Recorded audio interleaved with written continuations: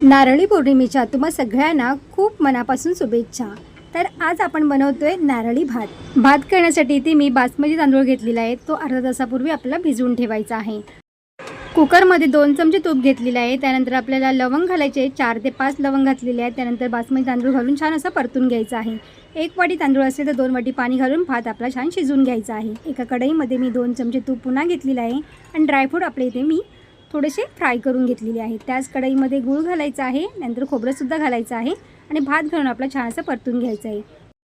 गूळ आणि ओलं खोबरं इथे 1-1 वाटी घेतलेली आहे। जर तांदूळ आपण 1 वाटी घेतला असेल तर गूळ आणि खोबऱ्याचं प्रमाणसुद्धा समान ठेवायचं आहे, तर भात आपला मस्त एकदम चवीला छान होतो।